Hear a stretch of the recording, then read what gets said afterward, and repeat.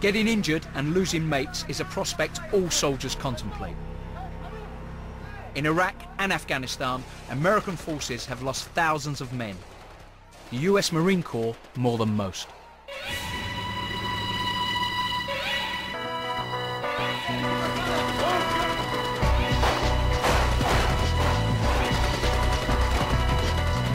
As a Marine Corps medic, or corpsman, you better expect to be busy.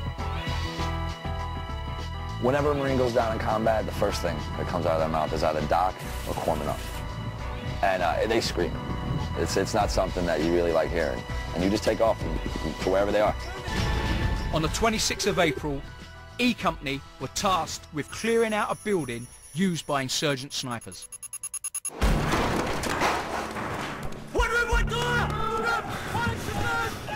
The Marines were ordered to occupy the house and monitor enemy activity. With machine guns set up on the roof, the lads settled in for a long, hot day. I remember going back downstairs to the second level, getting some air, drinking some water, and all of a sudden I hear 4 blasts up on the rooftop. And everything kind of went.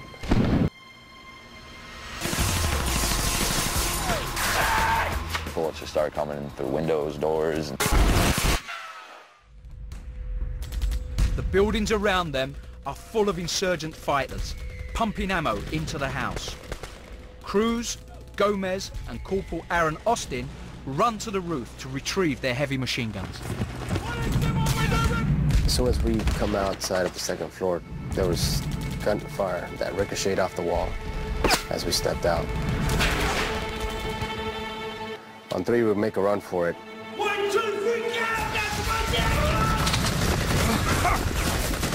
The last step, when I look back, I feel something jump in my face. I didn't know what it was. Gomez has taken an AK round through his cheek. Along with Austin and Cruz, they try to grab the machine guns off the rooftop. As I picked it up, all I heard was kind of like a gasp. And I looked back and Austin had kind of fallen back. Corporal Aaron Cole Austin had been hit in the shoulder. The bullet exiting his body just above his heart. I go over and I grab Austin's belt. I'm trying to pull him up, but I can't. The moment I do that, I get shot in the shoulder. I look over, I see a little tiny hole in my shoulder. Okay, Cruz is yelling at me to get him up. So I hurry up, get him up, get him up. And we could see on the left chest, blood just squirting out about maybe 6 inches. Ben Liotta heard their call and set off through a hail of bullets. They screamed corpsman up from the roof. We started working on Austin. He was in bad shape. I actually froze for a second when I saw his wound. It was just, I don't know, you see something like that, it's kind of crazy. And, you know, Gomez was like, come on, Doc. I snapped into it, started putting it's called occlusive dressing, something to seal it up. I'm like 1, 2, 3, I get up, turn around, I start shooting my right hand. I would hear and feel bullets flying by my head, just whistling by my head.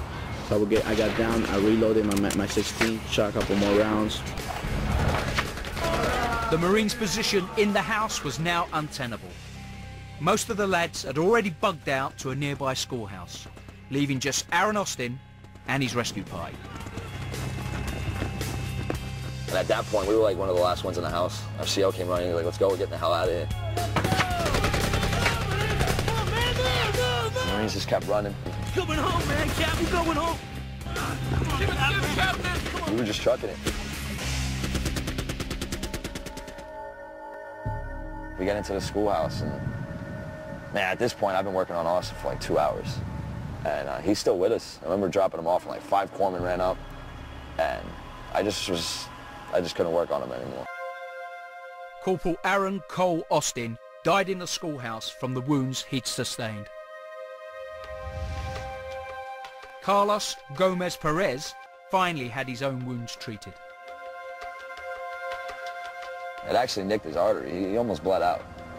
And I don't understand how he kept going.